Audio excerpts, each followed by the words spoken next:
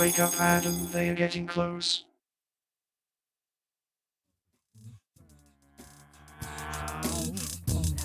Like a mellow yellow, survive living hello, hello. Like a yellow mellow, survive living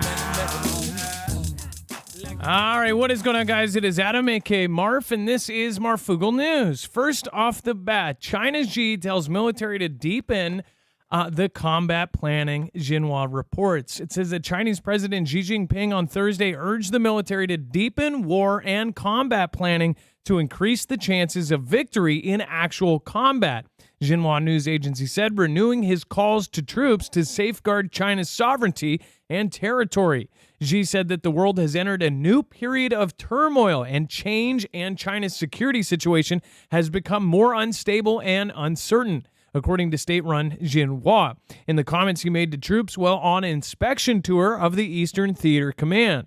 The Eastern Theater Command, headquartered in Jiangsu Province, is responsible for the security of eastern China, including the East China Sea and the Taiwan Strait. Earlier this year, Xi, in comments after securing a precedent-breaking third term as president, called on China to step up its ability to safeguard national security and turning its military into a, quote, Great Wall of Steel.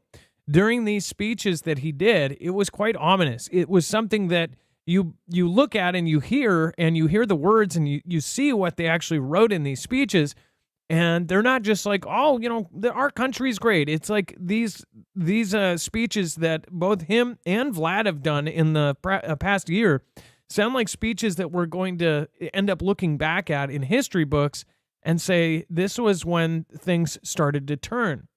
Now, many have debated over the last couple of years what is actually going on right now, but it definitely seems that either side that you are on, there are people that believe that the U.S. is encroaching on China. We have bases all over the place, and that China's not actually that bad. They also believe, as well as the people that think that China is encroaching on us, spying on us, possibly setting up police stations all around the world, having sleeper cells in our country, spying and practicing, taking us out. Either side, both of them think that we are, kind of in an imminent conflict with China coming up soon. So whatever way you look at it, it seems like if they are put in a corner, they're going to fight back now that they have the largest Navy in the world and they're working on the largest every other branch. So this and many more things that we're going to talk about today. We have a special guest today. We're going to take calls today. We have Survival Living. We're going to talk to him. He is actually certified in several things, so we'll be able to ask him some questions about survival and ask the big question, will you survive? There's a lot of questions that people most likely have. So again, tonight is going to be very cool. It's going to be interactive. We're going to have chat open here, and we're going to have the phones open here in just a little bit. So stay tuned. We'll be right back right after this.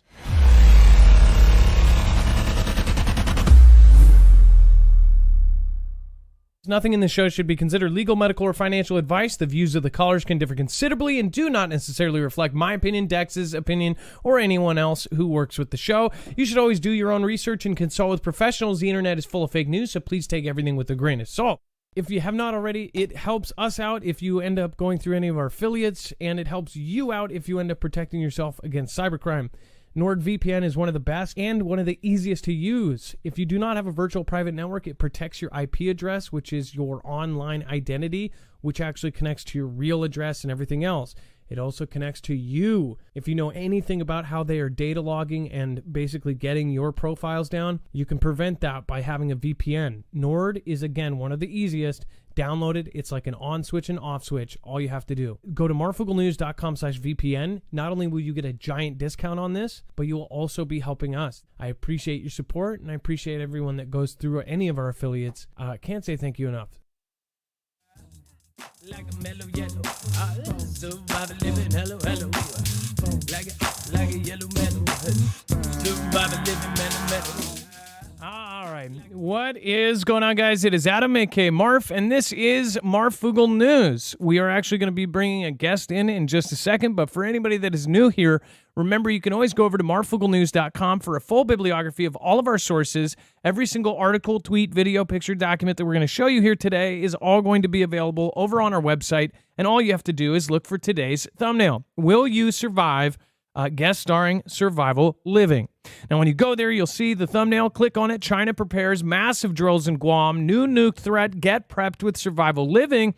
And you'll find every article, so every source for every story, including a link over to Survival Living's channel. He actually does a great video. One of the most latest is him how to safely drink pool water in emergency situations. I actually did not know that was a thing. So very, very cool. And we'll talk about what things that I don't know, and most of you probably don't know either. As far as recently, I was just talking to him off air about how I basically stabbed all the way through my hand on accident. Like these kind of things, if they happened and it was an SHTF and we don't have a hospital to go to, what do you do? Like there's a lot of things that we need to talk about. Obviously, it's great if you have a hospital or even a neighbor that's a nurse. But what if you don't have those kind of people? What is stored in your brain that will help you in these kind of situations? So we'll talk about that here in a second. We'll also make sure to check out the overflow. This is all the stuff that could not fit into today's show. So make sure to familiarize yourself with that section as well, because there's a lot of really, really great and sometimes controversial stuff down there. So make sure to go check that out. Our mods are going to be holding it down. It's a call-in show. So just want to remind you, there's no disrespecting callers, no saying next, no saying hang up, none of that. That will be muted. It won't be taken personal, especially if you're new. But we just respect everybody. These people that are calling in are most likely going to be back in the chat. So just act like you would in real life. If you were in a room of 1,000 people and the person sitting next to you went up and spoke and to an open mic, would you boo them and throw a banana at their face for them to come back and sit right next to you? Probably not. So we just expect the same from you now. We also want to push people up and not push people down, which brings me to the marfooglenews.com/friends, where you can find all of our mods and all of our friends, including Survival Living. Survival Living is down about, he's in the S's. So it is alphabetical, so he's down closer to the bottom, but he has a great channel, and he just hit 60,000 not too long ago, so a really, really great, huge milestone. So make sure to congratulate him and thank him. And then, again, Survival Living, you can find over on YouTube. He has a great, great channel. We're going to pull him in now. In fact, let's see here. We've got Survival Living live. What is going on, Survival Living? And how are you doing? Hey, Adam, how's it going? I'm doing good, man. So, first of all, thank you, Steel Hauling DC. It says thank you for the news, everyone who is a part in the show. Thank you. I appreciate that. Bible Talk 777. The whole C and the V was a calling. Hey, thank you, Bible Talk. And again, I missed you yesterday, so thank you so much. All right, so Joseph from Survival Living is here. He runs a channel. He's done several certifications of different things. As far as he has gone above and beyond what most folks that do YouTube channels about survival do, because he is really, really dedicated to his craft. He's dedicated to learning. He does not pretend he knows everything. When he doesn't know something, he goes out and learns it. He's a very dedicated guy. He's a very nice guy, and he's a very respectful and kind of a no-nonsense kind of guy. So we're going to talk to you, Joseph, today about all sorts of stuff. There was no real syllabus or any kind of plan here. Also, Dex, we're not going to, I would say I'm not going to open up the phones until after. So if you want to pop in too, we can, of course, just all kind of, make it a casual conversation. We don't have any solid things. A couple things that I did talk about off air was a lot of folks do not have a basic plan, like any kind of basic plan. And one thing that you said that was interesting is how to have like a meetup plan and how to decide, where you're going to meet, have a backup spot. One of the things I think is interesting is a lot of preppers and a lot of people in our community, essentially, they have all sorts of tons and tons of food. Well, if your plan is not to bug in, then are you realistically planning on taking all that food with you somewhere? You're not going to be able to take a backpack with, a full room of canned food. It's just not going to be possible. So what are some things that we can talk about as far as like having a basic plan with family and friends? If you're not a prepper, you don't know anything about it. Yeah. So of course, the main thing everybody wants to do is stay at home. Unfortunately, with SHTF events, there's too many of them just to say one scenario is going to play out. All right. We try to prepare for as many different things as possible. When it comes to having all your food, and if you are going to move or if you have loved ones at different locations, basically what we do here, like my wife works in town. All right, we don't work for the same place. She knows different routes that she has to take home. All right, in case of emergency, we have multiple different routes to get home on. But now, let's say that the threat is in our area, here at the house or where I'm at. We have to have different locations of meetup spots, and this is something that people need to work on. You mentioned about, your cans of food and stuff like that. You're obviously not going to put it all in one backpack and walk off with it if you got a large supply. We always try to push on the channel having multiple locations. All right. A bug out location does not just mean you have a spot out in the woods, a cabin out in the woods, or you're going to go live out in the woods. A bug out location can be somebody's house, a relative, close friend that's on the other side of the city, or in the different state. Some way that you have a different location to go to that is safe and secure from the immediate threat that you have at your home or current situation. So we always push on having food and equipment in different locations. Same thing, like I do a lot of bug out locations. I basically live out in the woods most of the time anyway. We have fallback positions. They are loaded down with supplies. We have these things mapped out. We have these things that we actually go to and train at. These are locations that you are always going to. You got to look at every route, secondary routes, third routes, in case these things are blocked or there's some type of devastation in the way. You always have a way of moving around. When it comes to family and friends, trying to get them on board, it is one of the most difficult things to do. In today's society, however, there's a lot more people open to the possibility of a major event threat.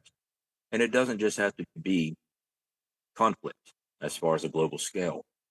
It can be natural disaster. Down here in Florida, we deal with hurricane season every year. And this particular area I'm at was devastated by Hurricane Michael. That actually opened up the door a lot to people being open-minded to prepping for natural disasters alone. And quite honestly, that's what we usually see. Natural disasters, either house fires, localized events. These are usually what we try to prepare for. But prepping, we try to cover as many aspects as possible. Conflict, unrest, all these things, famine, shortages. This is what we always try to prepare for. So we try to disperse everything as much as possible. At least we do here in our group, in our house. The reason being is if we lose our strong point right here where we're at, we lose everything. So I value my life. I value the lives of my family. Having a plan to evacuate if necessary is definitely key in survival. I don't want to leave my home. Of course not. No one does. But I value leaving the home to protect my family over staying there and watching it burn. Now, as far as a few people said, to bug in or to bug out, you may think, oh, we will be bugging in, but situations might actually change. Things might actually change drastically. There might be a scenario where you will not be able to bug in. Some folks, by the way, I just want to clarify, we will be getting to news, and Joseph cannot stay too long, so it'll be a relatively short period if you are waiting for the news. We might even have the news and then have Joseph be a part of the first couple calls. But again, he has another half an hour or so. So again, if you're waiting for the news or you're watching the replay, I highly recommend you don't skip this because we're going to be talking about all sorts of different subjects as far as this goes. I do believe it is time for people to really take this seriously. I don't think it's time for people to sell their house and dig a hole in their yard, but I do think it is time for people to have a plan. And I know a lot of people that watch prepping content 24/7, but they actually haven't gotten around to doing anything, or they procrastinate, and they admit it. Most of them admit, like, I don't have what I need. Most of my mods that I've talked to, they actually do all have like really good setups. Last time I asked, like, hey, what do you guys actually need? They all sent me back pictures. They're like, look at this, boom, boom, boom, boom, house full or pantries full of stuff. And that's because it's been over the last 5 years just constantly going over like kind of all of the crazy things that are headed our way. They have built up over time. You don't have to go out and get a $50,000 loan and buy pallets of food. There's ways to do this at a little bit at a time. And especially if you're on a budget, a lot of people use that as an excuse.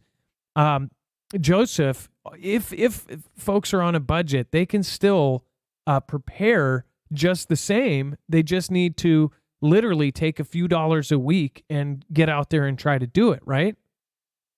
Yes, yes. I always recommend everybody build a rotational stock of food first. When you're prepping, you know, we all love long-term food storage. I mean, I've got a bunch of it myself.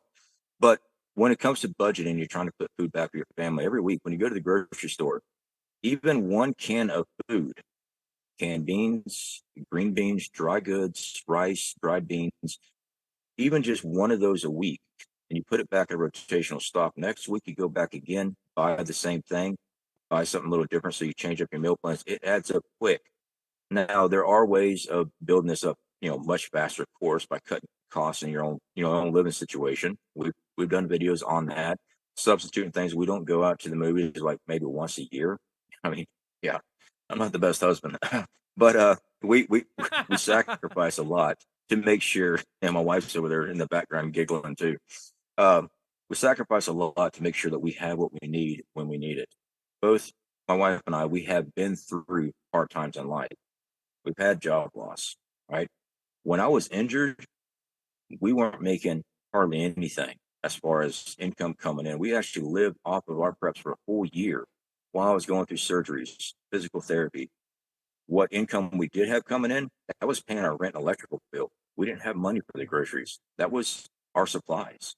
We had to live off that stuff. And that stuff actually happens more often than people realize. Job loss or injuries, like let's take your hand for an example. It happens quick, unexpected, car wreck. These things do happen, and these are SHTF moments. They're localized, but they do affect everyone's life. So even going to the store and just buying $5 worth of canned goods still puts food back for your family, gives you enough of a buffer zone to make your decision on where you are going. If you're going to be sitting there, and we talk about bugging out or bugging in, sometimes you cannot bug in with the threats that we're seeing across the country right now with the large explosives, radiation and everything else, guys. Even if it doesn't hit your home and it hits out the fallout that comes to your area, you need to be bugging out. All right. You might not bug out during the time, you might have to shelter in place, but there will be a time you have to leave. If it's a really bad area, do you have supplies on getting out? Do you have the means to sustain your life during that time? And that's where canned goods, dry goods, cooking equipment, things of that nature will sustain your life during this time. Someone, who was that? Someone says, Adam Long says, at least there will be plenty of Bud Light. Yes, I'm sure there will be tons of that around. But as far as right now, it's not just one scenario that's happening. I think since I started covering this, and especially when I started covering these things, it was really not at the tip of the spear. It was not something that was talked about all the time. It wasn't in mainstream unless it was, I think it was like more, if you did see this kind of stuff in mainstream, it was more like the Inquirer, or it was Express, and it was these scary articles about an asteroid hitting Earth. Now you have Forbes, you have Business Insider, you have CNN, MSNBC, all of these mainstream medias are basically putting out there that there are so many different paths this could go. And because nobody trusts mainstream, when mainstream does cover the things that are happening, when they actually do start covering kind of what we've been talking about for 5 or 6 years, then people have the opposite reaction. We've been lied to so much, and even verifiably been lied to. Then all of a sudden, when they start saying it, everybody does the opposite. They're like, "Oh, that means nothing is happening." I believe with yourself and with myself and all of the people in our audience, we have tons of military members, and they're saying the exact opposite. They're saying there is really things going on, but they're spinning it with propaganda, and they're actually utilizing it. They're not letting a good disaster go to waste. They're actually taking these disasters, these wars, these conflicts. They're not only making tons of money off of them, but they are also able to change laws. They're able to protect us, put things into place for our safety, and they're able to distract us from all of these changes that are happening. There's changes right now happening with how they're going to identify us, have digital IDs on our healthcare system and things like this. So what would you say as far as everything that's going on? Wouldn't you say that there's a ton of different paths that this could go badly, and we can't just sit here and be pessimist about it? I think that, wouldn't you agree that if you prep and you get ready for these things, you start being an optimist about it actually happening? And if it does happen, you're not afraid. You're actually ready to take on the world. Yeah, more or less on take on the world. So with this, I see it all the time on my channel. I know, your channel and a lot of other prepping channels have to deal with this, because we cover topics is fear mongering, or because we're preparing for something means that we are terrified of something. No, we see the threats. All right. We look at what's going on. I've been running my channel for 4 years, and, I get the comments, well, nothing's happened yet. There's actually been a lot of things happen yet. There's been shutdowns. There's been shortages. There's been blockades. There's been sanctions. There's been a lot of stuff goes on. Inflation. All this stuff does go on for the person that's living paycheck to paycheck. When they get that grocery bill inflation rate on their grocery bill, that hurts them. Okay. And it's only going to increase. Now, when it comes to watching everything that's going on, yeah, I mean, we're seeing a massive buildup. It's a slow buildup, but we're still seeing a massive, and it's just really increasing a lot more, especially with the mainstream and stuff like that. We're seeing more and more of that. Like you touched on, a lot of people don't want to listen to it because they've heard so many different things from them, and nothing ever came into place. Now, this is why, we listen to your channel here. There's a lot of prepper channels that we listen to, news and information, alternative news and information, because we want to know what's going on that's not being talked about. It's not being fearful. We get the information as a prepper. You get that information, you analyze it, you go, okay, what is the possibilities? Well, if there is a possibility, that's something you prepare for. Is it something that's survivable? Okay, how do I effectively prepare for this? Fortunately for us, most scenarios out there, our preps go hand in hand with. Hurricane disaster works with food shortages. It all works together. Now, some of the radiological things, yeah, you need specialized equipment, but even at that, dugout location, get out of Dodge bags, food supplies to hold you over while you're waiting for the half-life of radiation to decay. This stuff, it all comes into play. So we're always looking at everything. And as far as being fearful, we're not. We have supplies for a reason. When things pop off, we already have our plans in place. We've already been training and drilling on these scenarios. So we just utilize what we have.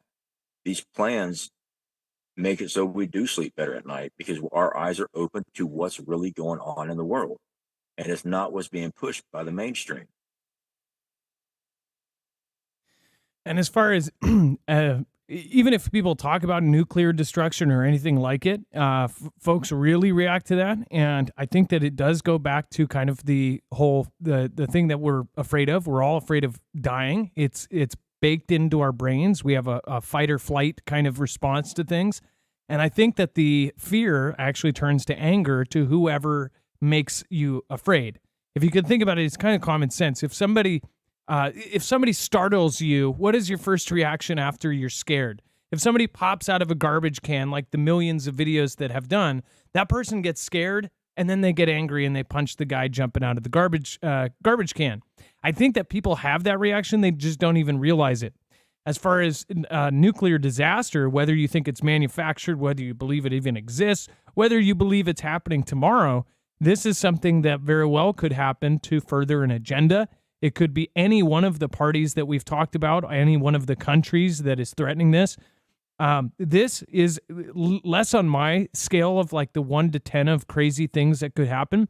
I believe that there very well will probably be some sort of tactical nuke that in our lifetimes we will see some sort of nuclear explosion go off. I don't think that they would do a full-on exchange. I more so think that since they just stabilized things like CL-20, I believe it's called, it's a massive explosive that's essentially one of the most explosive properties ever. And the only reason they didn't use it before is if they even transported it on a truck, you hit one little rock and the whole truck would, take out a city block, right? Stabilizing something like that because it doesn't have an after effect. And if they blew up a whole city with that stuff, then afterwards it's not radiated, right? But I do believe that there could be a tactical event as far as like a end of the world scenario.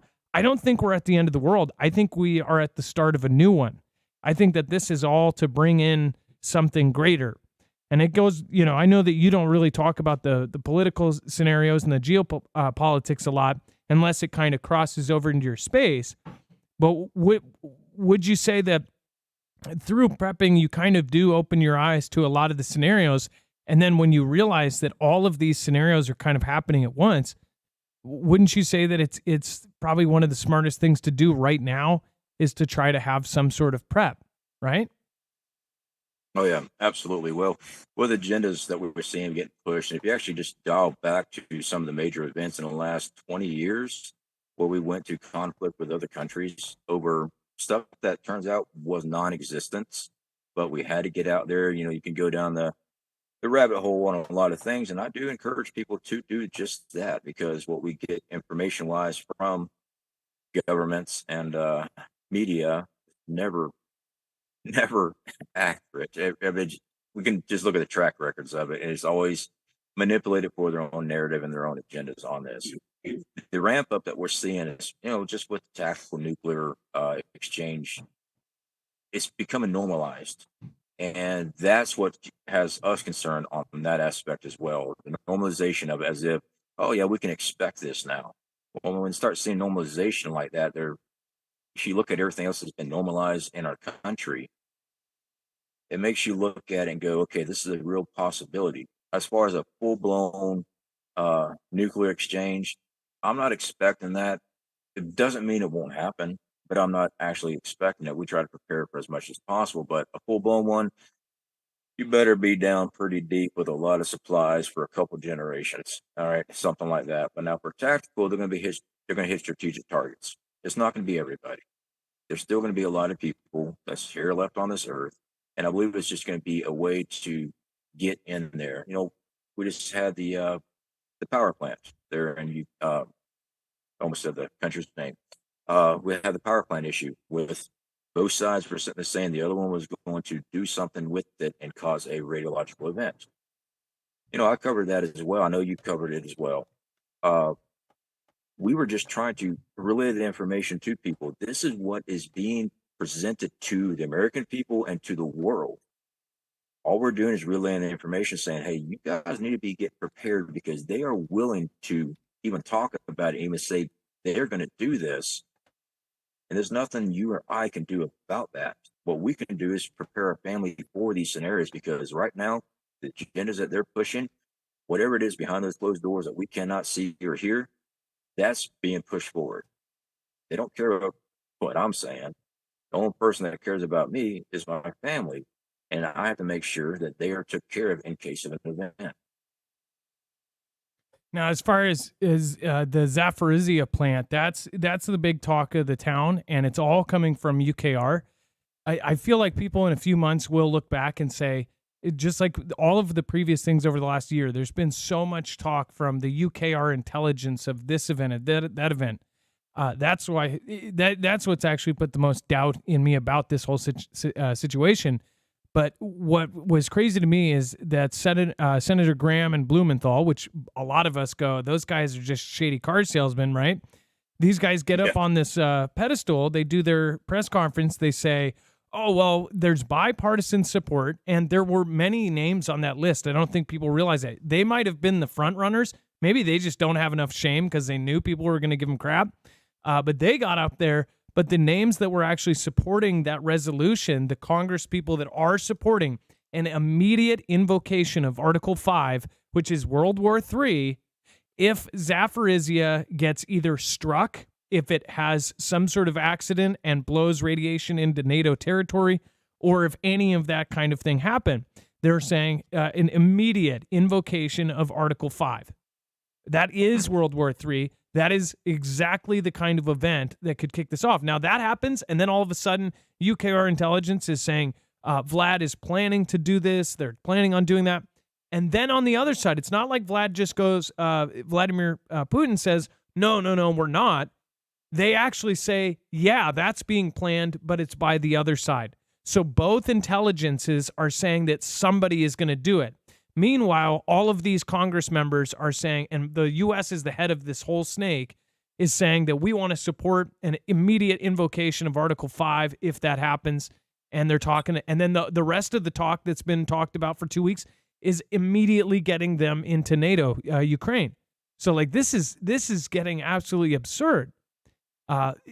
It's like this is, I think that, and this is just one facet of what people that are prepping for. We're also prepping for all sorts of other disasters, from natural disasters to in the West Coast, Cascadia, to the New Madrid in other parts of the country, to crazy tsunami nukes, to famine, and to supply chain breaks, to viruses that they're telling us that are coming, right? Or planned, or they're manufacturing right now. It's like, I guess for you as a prepper, wouldn't you say that most of the prepping that you do covers all of those scenarios? Wouldn't you feel better if you had that rather than if you didn't? Yeah, absolutely, absolutely. Especially looking at what's going on, I just couldn't.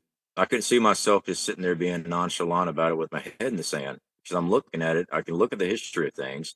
You can see where it's being pushed at, and to sit there and go, "Well, I might do this next week or a month from now." I don't. Every week we try to add more supplies. We got a 2-year supply of normal rotational goods. That's dry goods and canned goods. Water filtration. That's the cheapest way of getting into prepping, and it builds up really quickly. We talk about a massive conflict. It's not just radiological. A lot of people don't believe in the equipment being used. Nukes ain't real and stuff like that. That's fine. People can believe whatever they want to. I'm not going to argue with them.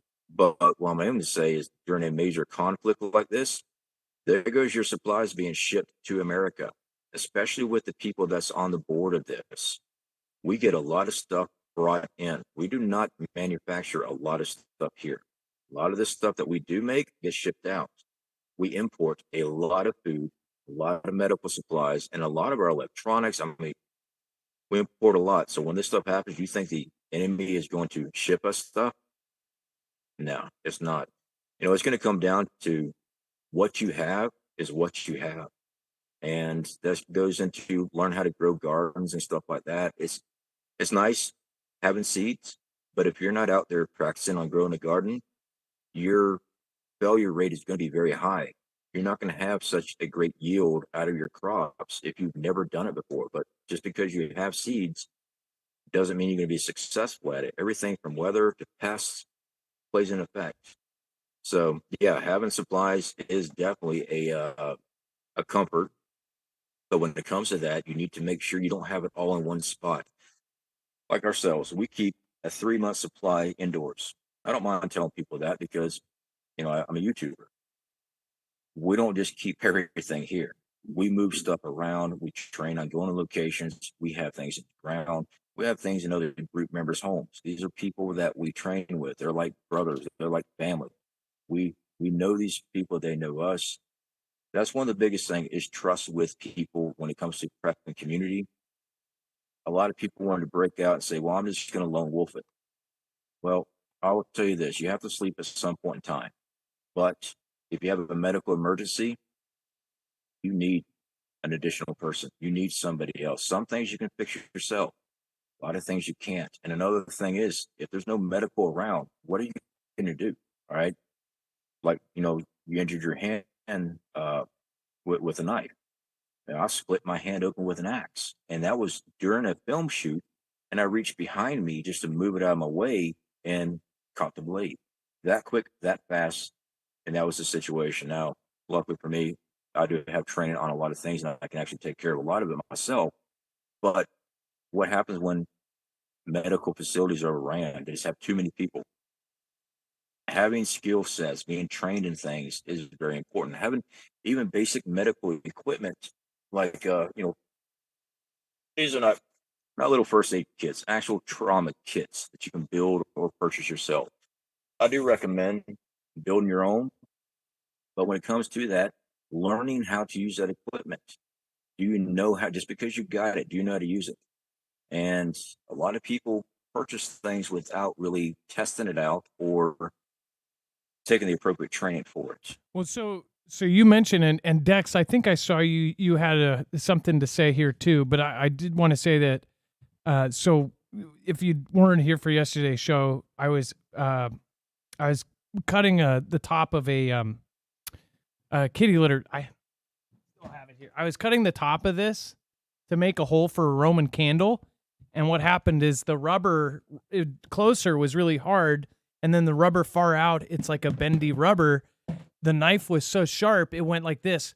Whap, whap. I was holding the thing, and it went whap. And it was just so instant, and it went right through my hand. And I didn't realize until later the point of it went not only in, but out the other side. So it was so sharp, it just went instantly through. So then I have this slice it's not just a cut, it's an actual impalement. I turned it upside down, and the knife is so sharp, it was still in my hand. It fell out. And luckily, we had a veterinarian who was basically a veterinarian or a veterinarian nurse, essentially knew what she was doing. But it made me think, like I was telling him, there's so much you can Google. You can Google this kind of stuff now. If something happens, you can Google whatever.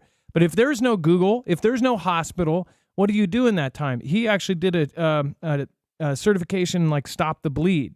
It's like it was bleeding so much. It was insane. I've never seen that. I've never had that much. I don't think I've ever gotten in any kind of accident where there was that much blood. I hit my head. I think that was a lot of blood, but that was on my back, so I couldn't really see it. I got dizzy because of just looking at all of the blood. It was so crazy. I've never seen that much blood coming out of me, at least.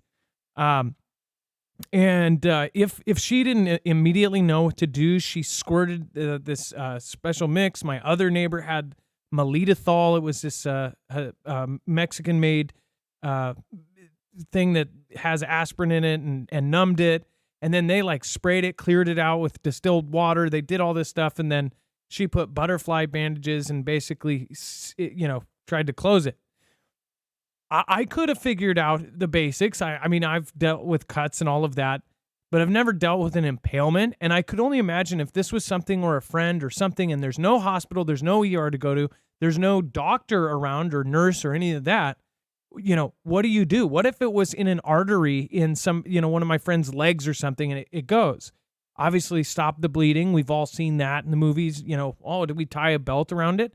But then what if you tie a belt around it for 2.5 hours and then there's no blood going to it, and you end up doing it so long that you screw up something, or you screw your friend over, and then they have to get their leg chopped off or something?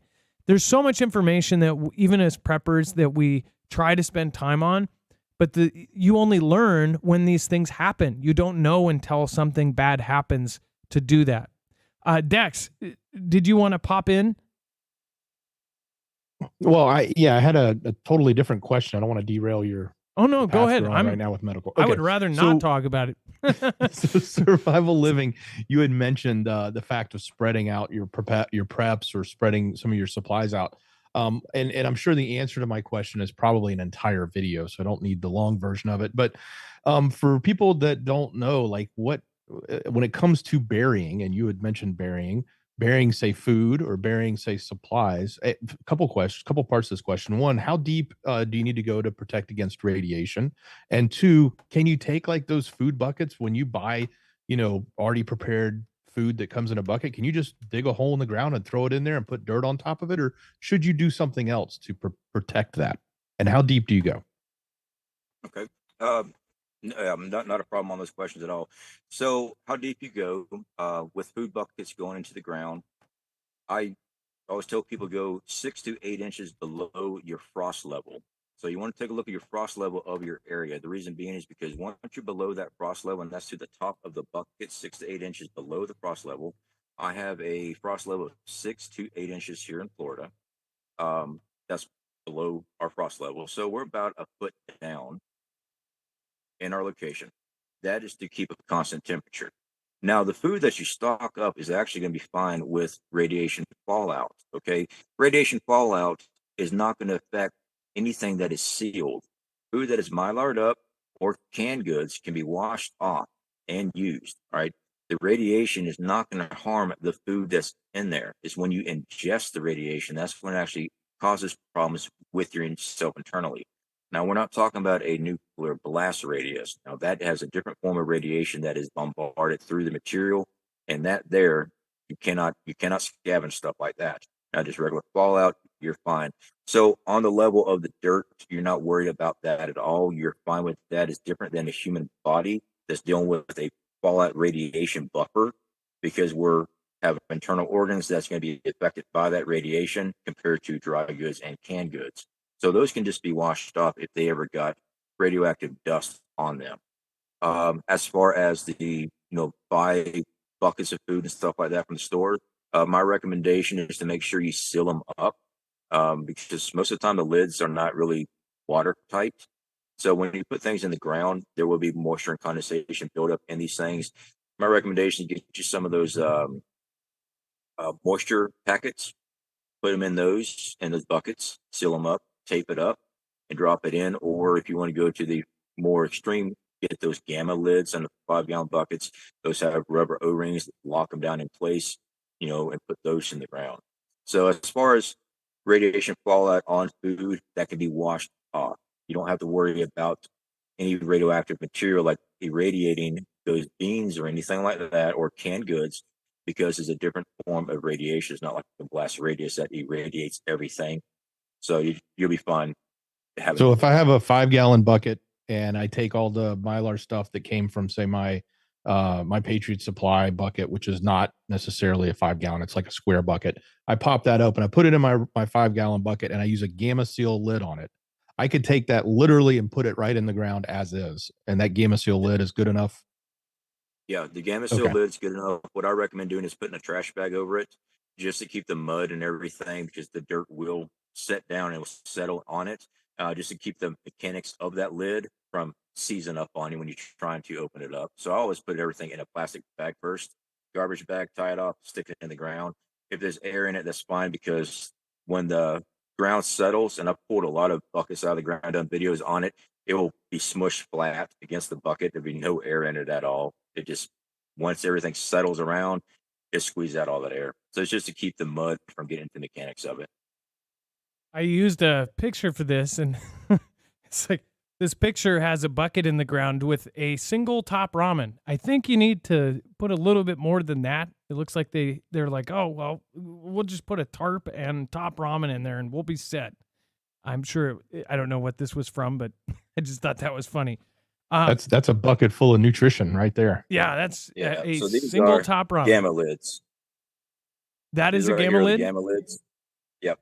And they go right on a 5-gallon bucket. They lock in place. You can use food grade buckets if you're storing loose stuff, but once you have it in a can or glass jars or Mylar, it doesn't matter what the bucket is, because the food is not in contact with it at all. A lot of people get worried about food grade buckets. Well, that's if you're storing like straight grains and stuff directly into the plastic bucket. But if you got a Mylar bag Can there, you got show your food Mylar put up. right behind you? It looks like you have maybe Mountain House or something like that. Right behind you over your shoulder. Is that's Mylar? Can you show people? That's Mylar, right? Yeah. I'll try to not put the Somebody asked what name Mylar up was. there. So the Mylar. Yeah, I do have regular Mylar here. This is a regular Mylar. This is lima beans right here. This is 5 pounds of limas. This is long-term food storage. This is actually Mylar bags too. Mylar bags I'm not dehydrated, freeze dried. Can last up to 25 years. Your Mylar at home, depending on what you're storing, can last 20 plus years. Rice and dry beans, you're going to get over 20 years. All right, especially if you Mylar it up, throw a No2 absorber in there, nothing's going to hurt it. You just got to keep the temperature correct. If you have fluctuating temperatures, like you put food in this and you go throw it outside and just leave it, it's not going to last long. All right, the temperatures will constantly be regulating. That actually works on breaking down food.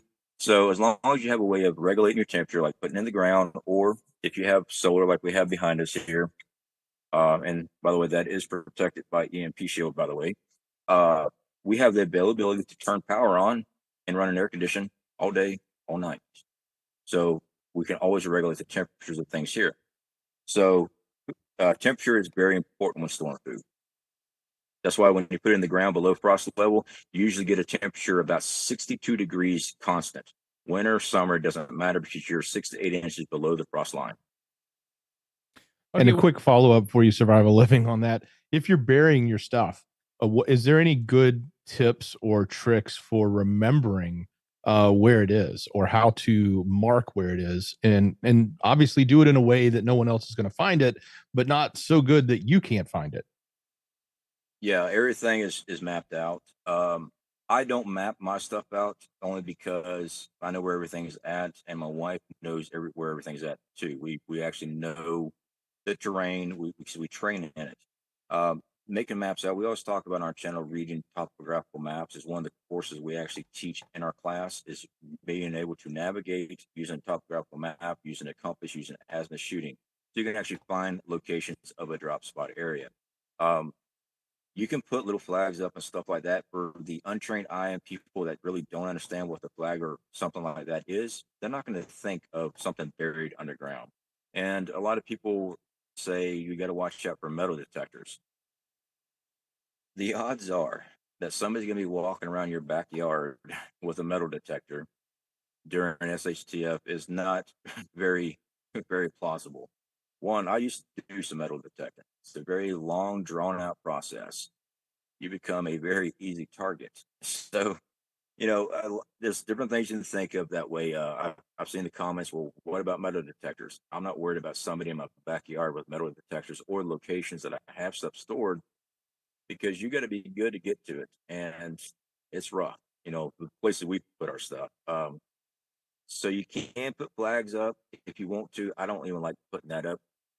My recommendation is mapping it out, learn how to read a topographical map and navigate that map, plot courses, and that's how I'll do it. My stepdad had a system where it was always a similar kind of landmark or a similar kind of tree, or if it was a tree, he had kind of a system. Like the tree was always, it would be the third tree. It would be sets of 3 trees, and it would always be the left one. And then he had like a literal treasure map. He wasn't bearing food; he was bearing gold. But that's how he would always remember. He would know the general area, and then he would look at, the third tree over in a set of 3. But I mean, there's a lot of ways. Or he would carve into the tree. He literally did like he would do a loved letter, and he'd use, I think it was like K love J or something. And they didn't mean anything, but he did the heart that people do. And he carved that into the tree, like K, heart with an arrow through it, J, and then he would bury his gold. And again, I think my stepsister found all of it. So if you do see it, maybe you might find gold. But again, that was something that he did to mark where he buried things. And I thought that, it's something you would see and you wouldn't think, oh, something's buried here. You would think, oh, this is like somebody, teenager saying, I love you or something. So you can be creative with it. You can figure out all sorts of different ways. Now, I know that you have limited time, so I did want to get to questions from the audience, and they can just kind of drop them in chat. Are you open to take a couple questions there, Joseph? Yes. Okay, so Chad, if you have some questions regarding survival, again, Joseph he's done many classes, he's done many certifications, like we were just talking about the Stop the Bleed course and things like this. And he actually teaches a training course, and you can go over and see those on his channel. He actually has a whole playlist here of survival living training courses. So you can go this, but again, this is something that you need to learn now, because one of the biggest things, Joseph, is the internet going down, power going down, grid down. That is one of the biggest things we have talked about. In fact, before we start this, I do want to remind you, we're going to be opening up the phones here after this. I do want to remind you guys, make sure to go over and check out there's two different things, two different affiliates that we have that are really, really, really useful as far as EMP Shield can protect you. And in the event that you do have some sort of a grid down scenario due to an EMP or a CME, this is a great device. In fact, Survival Living has different videos on how to install these things, different versions on different things. Go to marfooglenews.com/EMP and make sure to use the code MARF. You'll get $50 off per device, and you'll end up helping the channel at the same time. Or, again, you can also go support Survival Living in any way. Go over to his channel and end up watching the videos on how to. Again, this is a great product. That's why you're going to see this on a lot of prepping channels, because this is a company that has been around in this community for a long time.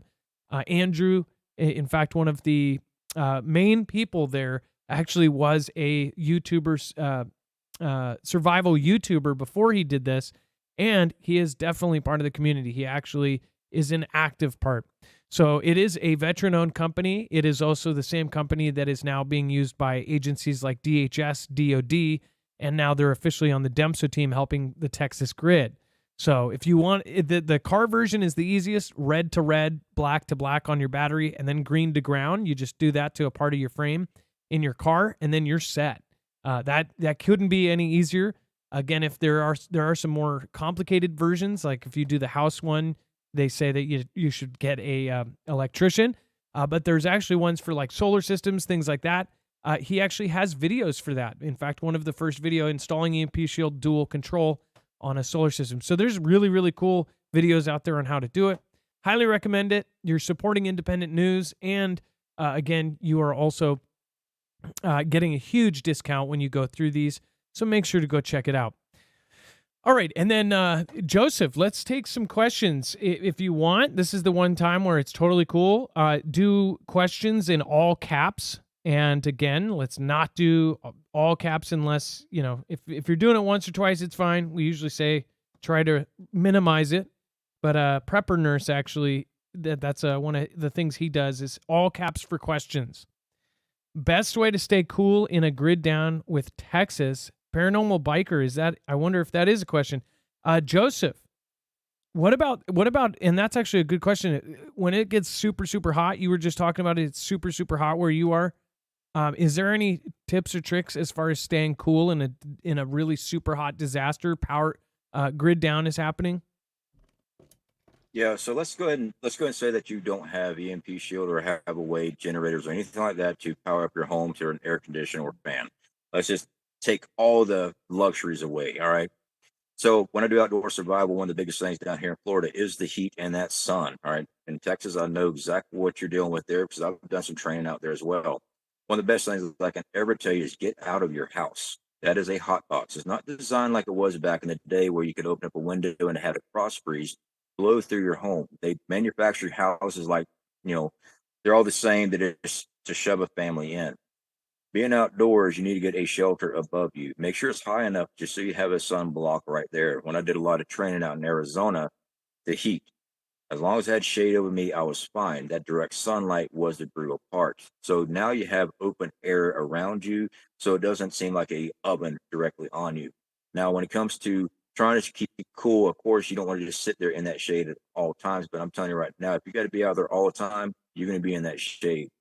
Even a simple trick of soaking a rag and placing around your neck or your carotid to cool down that blood, that is a huge thing, right? Your back, your neck, your feet, they regulate your heat a lot. So keeping these things cool, you can also, anywhere that the major arteries and stuff come close to the skin, keeping that cool with a cool rag does help reduce a lot of the heat transfer. I use that outdoors all the time, especially in the survival training courses that we run. is getting out of the sun, because some of the locations we're at, there is nothing overhead. Everything might be shoulder height, and that's it.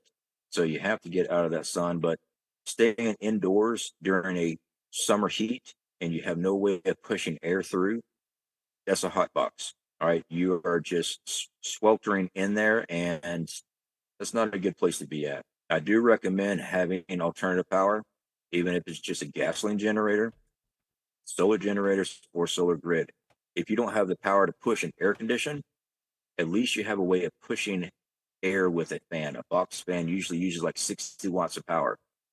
That's per hour. So that's something that which you could push air. But most of these homes during the summertime, you got to get out of it, but you got to get shelter above your head. Now, as far as what was this? Somebody said, let's see.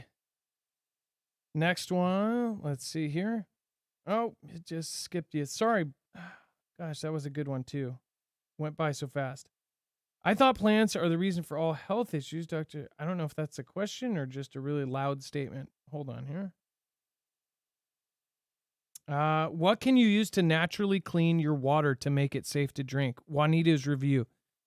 Can you naturally do something like that? I guess you can collect rainwater, right?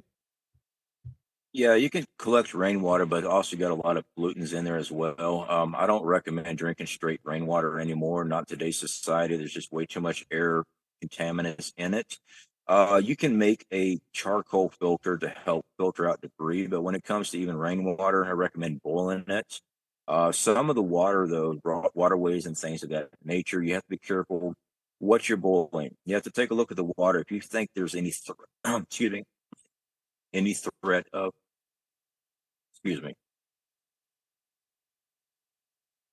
any threat of chemical, pesticides, heavy metal contaminants in that area, boiling that water is not safe.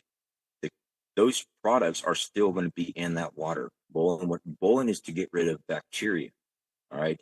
So there's not really a natural way of easily done. I mean, I've seen people use limestone before as a natural buffer. I know limestone does work to buff out acid rains, but you're talking about several cubic feet of it that it slowly drips through, kind of like a ceramic filter.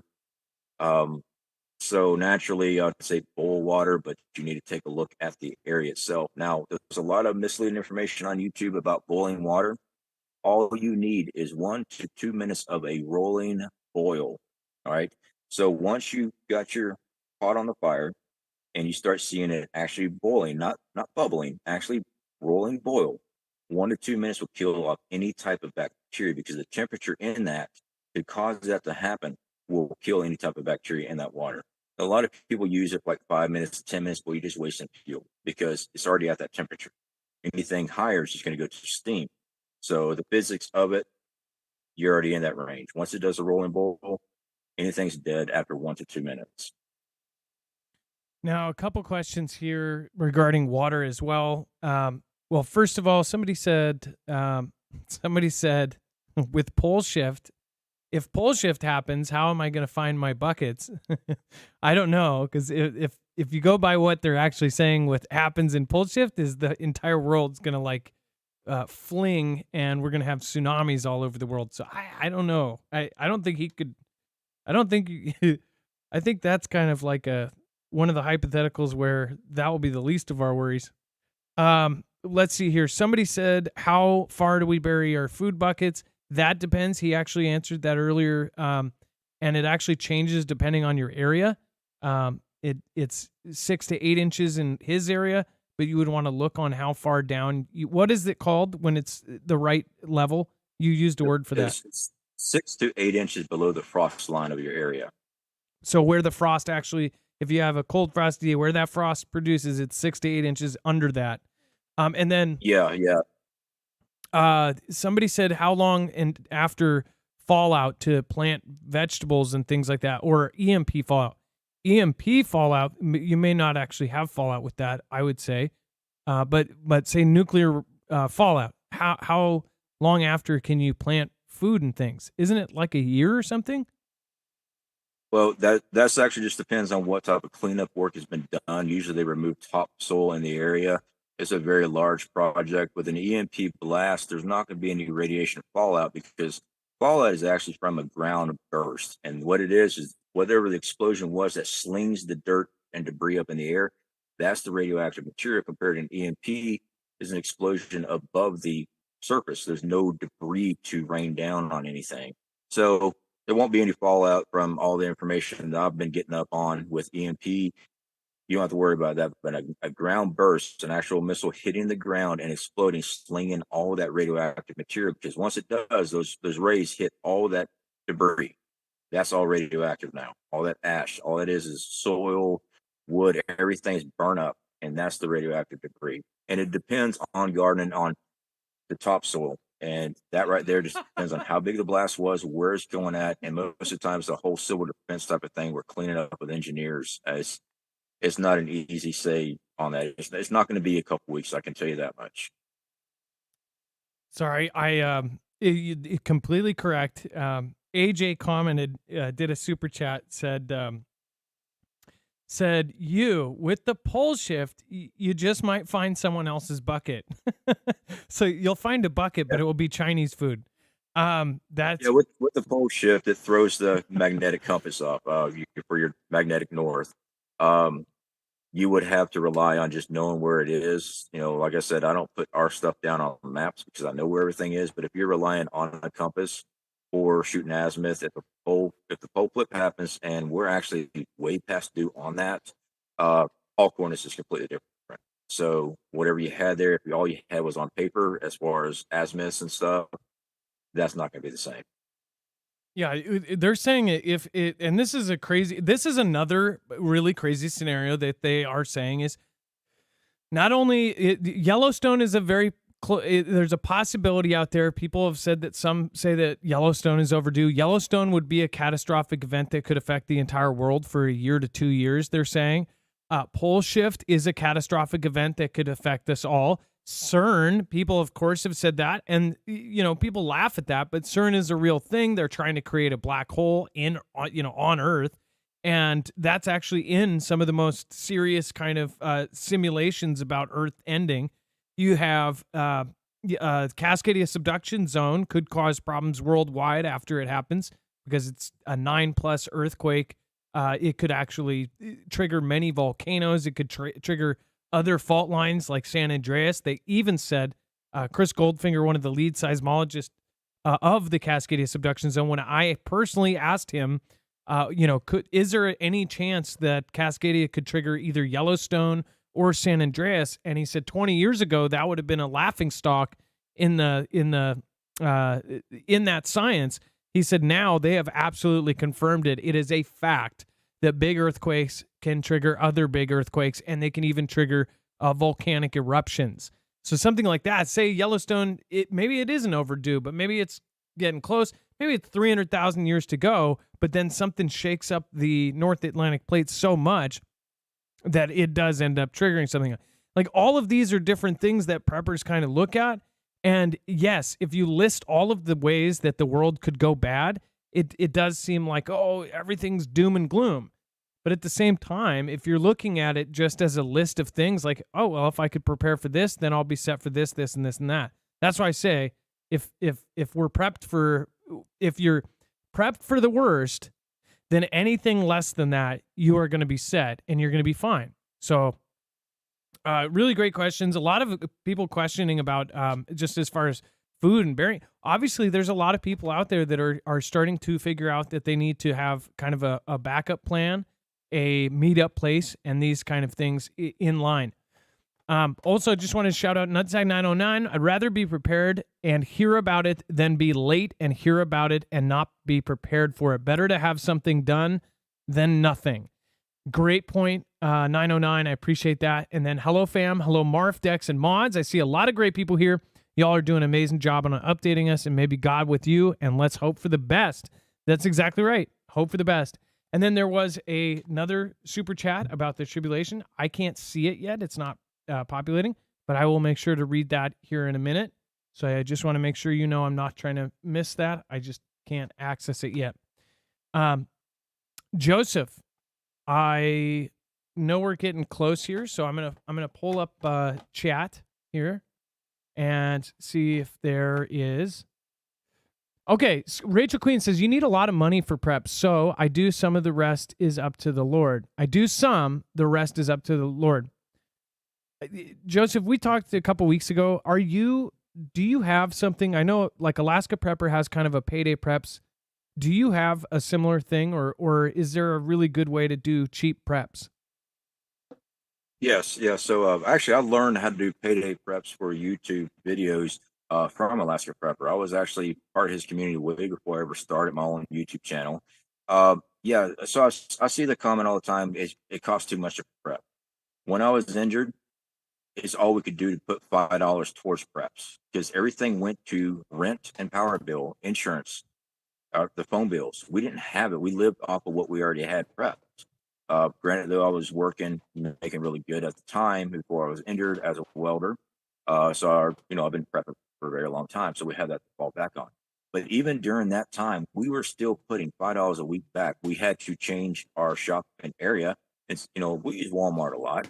I get good bang for my buck. We were going to the Dollar Tree, the Save-A-Lot store, discount grocery stores, whatever we had to do to make sure we had extra stuff coming in because we were living off of our preps at that time. So a lot of people, and not trying to be offensive to the commenter there or the question, a lot of people want instant gratification. Prepping's not that. That's called panic buying. Prepping is where you make a routine, you work hard at it, and you work on making it happen. Myself, I'm working multiple jobs. That's one of the reasons why Adam keeps talking about, how long I'm on is because I work night shift now. All right. I run a survival business that took a lot of investing to do. I've run a YouTube channel. All right. I went back into welding again. I'm working more. I turn wrenches in my yards doing brake jobs and stuff. Extra income. Always pushing, always trying to find the next angle to work on something. Now, granted, I'm a certified welder. I'm a certified mechanic. But don't let a dollar sign tell you it's too expensive. If you have to save up, you can only buy once every 2 weeks. You're still putting food and supplies back. Again, people have a really twisted idea of like what they see that like Mr. Beast is like a billionaire or something, and then think that everybody is doing the same. I too work a day job, so again, like people have really odd ideas about what actually is the real life of a YouTuber. So no, I appreciate that. In fact, I didn't want to screw you up on getting to work on time. How are you? It's 7:42 my time. What is that? 10? Is that 9:42 your time? Yeah, it's 9:42. Do you need to go right now? No, I still got till the top of the hour actually is when Okay. I gotta All right. leave. So still got a good 18 minutes, 20 minutes. Okay, well then I say let's there's of course pop in questions if you'd like. Dex, do you have anything to say? And then maybe we can pop up the phone lines and take the first call, or I could actually go over a couple of articles and then we could talk about them over the next 15, 20 minutes. Yeah, I can open the phones now, and yeah, let's jump into some of the news. Okay. All right. Let's get into the news, and we're going to have Joseph here with me, and we'll be able to do both. So actually, and I know you don't talk about the geopolitics a lot. You talk about more of the prepping and getting prepared for them. But Joseph, China Xi tells the military to deepen war combat planning. They're basically reporting that China Xi is once again telling his people to get ready for a war. What do you think that's about? Do you think that is about? Do you think that's about Taiwan, or do you actually consider China a threat? What is your opinion on that?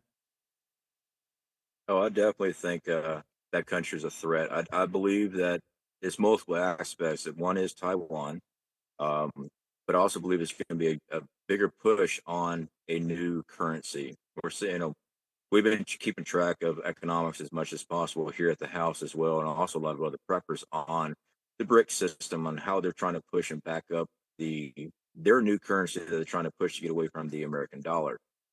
that's going to hurt this country massively. You know, we read reports on China actually putting and telling their population to put a year's supply of food back. I mean, we cover that.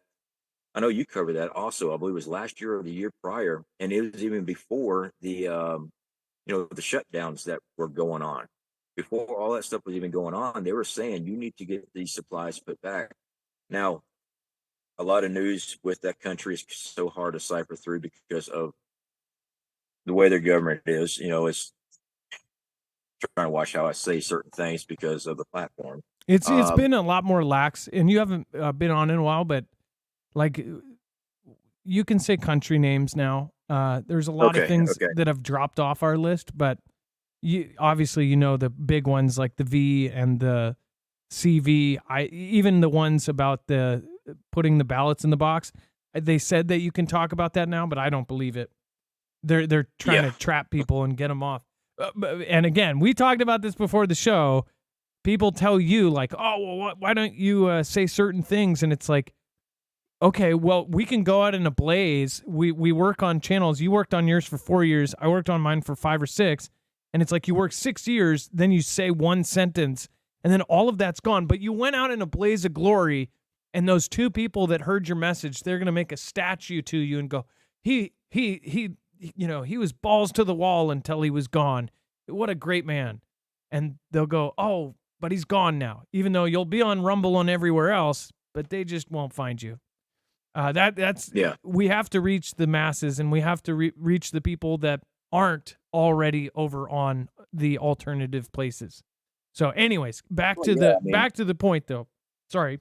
Being careful what we discuss or how we say things. I mean, when we had the hurricane down South Florida, because of how I was operating the channel, I was able to actually pull other resources. We had a big upstate with the community, and we were able to pull finances and go down there and open up a soup kitchen for days while we were down there to actually help feed and get supplies for other people. We hooked up with another team that was utilizing my channel. We were able to use that for good to actually help people, so just to throw it all away when I actually had people that I run into at the store said, dude, I know you got me prepping. I'm not going to throw it away because I'm able to reach people, and now they're preparing for their family. So yeah. Well, also, yeah, I see the comments. Also, the thing is like this is an information war. You don't go into a war. You don't go on the front lines wearing a bright orange vest and saying, "Hey, shoot over here." You go in wearing camouflage. It's the same here. We're wearing camouflage on the front lines. As far as like the different things that the algorithm does, we're not fighting people. We're fighting a computer, and it snatches different things. You actually had a perfect example today. So somebody actually thanked you earlier. I forgot what their name is. I think it was Mana or something like that. They said, thank you for the lesson on skinning a snake, right? You actually did a rattlesnake or this video. So perfect example how monetization or even getting a yellow can affect your channel as far as reaching people. Joseph did this video today, I think, right? Where you teach people how to skin a rattlesnake. Is that correct? Yes. It was a cottonmouth. And because of the actual nature of this, it ended up going yellow because he's actually showing you how to do it. And because of that, it has basically received almost no views compared to your normal views. About, I don't know, 1/8 of your normal views by that time, right? Just because 5 hours, they marked it. 5 hours at 559 views. And it got hit right off the bat. It got the yellow tag on it, but it's not just a monetary thing. When you get those yellow tags, they actually pull you from the system. It's not getting recommended. And information like that, in my opinion, people need to know. I mean, I have people that are always watching for videos on my channel, and they're like, never been around a snake, never tried to eat a snake, never knew about how to field dress one, because when it comes down to it and you don't have food, hey, there's a snake. Well, don't know how to do it now. I mean, do you know exactly how to process it and stuff? So skills like that, the platform doesn't like it. Now, it was graphic, of course, so I want to give a complete educational of everything on it. So I was expecting it. I knew I was going to get nailed on that one, but at least I was able to get the information out there for people to actually look at it and know how to actually do everything. Well, it's the bias way that it does it. Somebody like Markiplier, and they talked about this last year. Somebody like Markiplier can show the exact same thing somebody else does, and he's got somebody that he can just call and be like, "Hey, what's up with this?" And then they go, "Oh, sorry, fix that," and reverse it and actually put it back in. Whereas somebody will do the same video game he does or something, and then it will totally be cool. It's the fact that it's just it doesn't really go across the board the same. So either way, I do think they've gotten a lot better over the last year, and I don't know if that's because some of the things that they were doing were maybe it was from above them, and if they get maybe if some of these places get caught having, say, government powers telling them to stop certain things, that's when they can actually get in a lot more trouble, because they're not actually deciding it on their own, like as a company saying like, hey, you say mango, we don't want your kind on our platform. They have the choice because it's a private company. But if it's somebody else from a higher power coming down and saying, hey, you can't say mango, then that's like, that goes back to them and saying, hey, basically the gov is telling you not to say certain things and violating, First Amendment stuff. But anyways, as far as China, and let me read another article here. Guam hosts Air Force's biggest mobility exercise as fears of Pacific fight grow. The largest iteration to date of Exercise Mobility Guardian Air Mobility Command's AMC premier training exercise kicked off yesterday. Mobility Guardian 23 sees major international participations from various air forces, evidenced by the Royal Air Force, the RAF, Airbus A400M Atlas conducting its longest nonstop flight ever, traveling from the United Kingdom to Guam prior to the event. The exercise comes as the U.S. and its allies and partners look to challenge China in the Pacific. So they are not only they did Air Defender, now they're doing this other one. It was Air Defender 23, Mobility Guardian 23. In general, they are doing some of the largest drills ever done in history, and they're doing them right now. Joseph, what do you think about drills like this, and what do you think about right now? Wouldn't you say that this is a little bit different than normal? Yeah, I mean, we'll always see military training, but we see the uptake on it, and we also see longer training exercises, longer distances. It's war game and everything out. They've got to provide the logistics to it. They got to make sure it all works together at the same time. And also with some of these other countries doing these, it leads me to worry that there's going to be some type of accident that causes things to escalate really, really quick. But for like our military and other allies military to be operating like this, they have to be ready. And the only way to be ready for a conflict is to train, and they're doing more and more of this, more and more uptake on. It's not just that there's more cell phones out, it's just that they are doing more drilling and more training because they know we're right there at the edge of something. I mean, they just the whole power station again, everybody's pointing the finger and everyone's saying it's going to happen. And I'm not talking about YouTubers. I'm talking about the governments are saying this is a possibility. They're getting ready for it. It's right there on the doorstep. Now, as Ray the Way asked, do you ever train on how to evade the military or militia groups, especially drones and night vision? That's a unique question. That's a good one. Yes, we do. I'm not Sears or anything like that. Never had any training for Sears. I was in the Air Force. I wasn't any pararescue or anything like that. Sears is search and evade. Search and evasion. Okay. We train with our group. We don't produce videos on it. Same with our security system here at our houses and our groups. We only film what I want you to see. We film. I'll film my house, but I won't show you everything else around the house. Same thing with training as far as escape and evade and stuff like that. We don't film that. The reason being is because I don't want people to know what I'm operating. It's bad enough I'm a prepper on YouTube. Okay, people recognize me. will there be threats at my house? Yeah, there's a possibility. Of course there is. So what we have to do is plan on accordingly to deal and mitigate those threats when they arise. So when it comes to that, I do recommend doing some training on that. Absolutely. I also tell you to do some training on taking back your home if necessary. Be careful with the online stuff about, the groups there that starts with an M, because they watch that. A lot of things get flagged. So be careful what you type in on searches and stuff for your area, because those things are flagged. You do not want to get labeled as a DT at all. And unfortunately, with what we're seeing, I'm not going to say just this administration. I don't like any government. I don't. It's not for the people anymore. So just be careful what you type in when you're searching things out. If you're going to build a group, build a preparedness group in your area, neighbors, friends, and stuff like that, and train with them. Don't announce it over online and stuff. Just don't do that. No, yeah, that is great advice as far as you're very welcome. Be Real Beast says thanks for the early show. I actually thought about asking you guys. Schedules are changing and things are going on. There might be an opportunity to me to actually even work earlier, so I could even do like a 4:30 show or something like that. Would that be good for all of you guys? Would a 4:30 show, something like that, be good, or would some of you late folks, would you still be at work? Kind of trying to gauge on when people could watch the show. That's 4:30 Pacific, so it'd be 7:30 Eastern.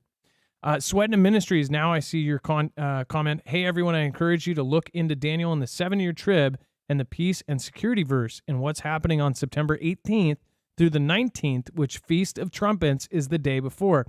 Keep looking up. Jesus is coming. And then also said September 18th to the 19th, 7-year acceleration plan. Will do. Sweating them. Thank you for the support. And then Be Real Beast, thank you. K-Rec 909, thank you. And then Steel Hauling, Bible Talk, and then Yobi over on D-Live. Thank you guys, everybody, for supporting. Now, Dex, I don't know if we should, because we have so much more news. Yeah, and we're running up on the clock here for Yeah. Survival Living, but yeah, I just wanted to give you the heads up. Okay, We've got about 20 left in the whole show, and Survival Living's running up on his times. Yeah, so we have about 4 minutes with Survival Living, but I'm just wondering if we should go beyond the 2-hour mark and just it won't process. The crappy part about YouTube is if you go over 2 hours, what it will do, say we go 2 hours and 45 minutes, what happens for the next 10 hours is it will, for anybody watching the replay, it will only process the first 2 hours, but it will do it basically it will skip 45 minutes of the show. And it will basically, everybody who clicks to the show will start 45 minutes in, completely miss the first 45, and then after 10 hours it processes and then it will show that beginning. I don't know why, it only processes the last 2 hours of the show. So Joe, have you ever had that happen? It's the DVR feature, and because we do high latency, so we can interact with chat, meaning the show is close to real time. They only have a 2-hour window in the DVR, in YouTube's DVR. Yep. So it's the last 2 hours of the show that will be visible until the whole video processes. The longer the video, the longer it takes to process. So if we did an 8-hour show, it would only do the last 2 hours, and it Correct. Would literally start 6 hours in. So it's kind of a stupid thing. That's why we limited it at 2 hours. We used to go 3, 4, 5 hours, but that was before we did the DVR feature, so people could actually, interact and all of that. I would say there's a lot here. So, gosh, I wish it was easier to do part 1s and parts 2s, but people just don't end up. They just don't end up finding the part 2s, or they get confused. They watch one or the other. This was a great talk with you, Joseph. I know you got to get out of here. Again, we can figure out what to do after. I guess, would you have a final kind of statement, and what would you just overall, if somebody's getting new into this, like what would you say to them, and what would you tell them about if they should prep or not? Well, I'll definitely say to take it a day at a time. Don't freak out over news and information. Take that news information and apply it to your preparedness. We see things happening around the world all the time. Jumping and panicking does not solve anything. It's our responsibility to provide for our families, whether it be food, water, and security. Our families rely on us, even if they make jokes and stuff like that right now, because you say that you're preparing for something. When an emergency happens, who do they usually come to? So when I say it's your responsibility to take care of it. Just keep on prepping.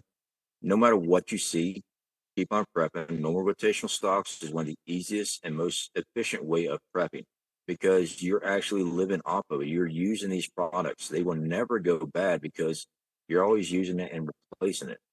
So definitely, Adam, I appreciate you having me here today. I know that you guys are going to come over on my show. I'll get with Dex later on, try to figure out what type of time we'll do that. I do have one of my instructors that one of the courses I took there at the Pathfinder course, or one of their survival training courses. He's going to be coming over and doing a live stream with me, I believe later on this week or this weekend. So we got a lot of things going on in our channel, and I just want to keep pushing everybody to stay at it. You know, it can be overwhelming at times, but that's because you're letting things bother you. Keep your routine up, stay at it, and you will get your supplies up. I totally agree with that. And again, if you do want to get, in fact, I believe you had some pictured behind you. If you do want to get some My Patriot Supply, we also have a source for that. You can go to marfooglenews.com/prep to get food in Mylar bags, and then, of course, sealed in the buckets. I don't know. Now, I know you've dealt with My Patriot Supply. Did they have that special kind of lid? I couldn't tell the difference between the lids. Does My Patriot Supply have one of those? What did you call that kind of lid? Oh, the Gamma lids. I don't know if My Patriot Supply has it. That's actually a product from one of my other affiliates with my Mylar company that I work with. Can you buy so that I don't for? know. Can you buy that aftermarket? And They don't come with them, Adam. That's an expensive upgrade for your bucket. It's not that expensive, but it's not as cheap as buckets. So yeah, most of the food companies don't give you those unless you're paying out a lot more for them. Yeah, I just wonder if you can if you want to do that and be able to bury it, because I want to be able to bury my food. So I would think that is it's something like where if you want to add that, then you're adding a big chunk. I like that if you have the choice and do the most affordable route and then do it the way you want to. Again, I think that my Patriot Supply, the great thing about that is that they are so affordable. And right now they have $80 off on a 1 month supply. And when you end up, before it was $200 off on a 3 month, which right now it's $80 off on 1 month. That way, one, you can get in at a very much lower dollar amount. And two, if you do end up getting 3 months like you did before, that would be $240 off. So really great deal right now. And we don't know how long that's going to last, but right now that is on. So go over to marfooglenews.com/prep. And then if you want to find out about all sorts of different lids and things, go over to Survival Living's channel. Survival Living's channel has all sorts of great stuff. He's got whole playlists that video that was, of course, talked about very much in chat. You can go watch How to Skin a Snake and so much more. Joseph does all sorts of great videos, and he really does dig into the how-tos on how to do all of the crazy stuff. So that's the solution to some of the problems that we may be talking about with the news and everything else. Again, thank you, Joseph, so much for coming on today. I appreciate it, Adam. Thank you a lot.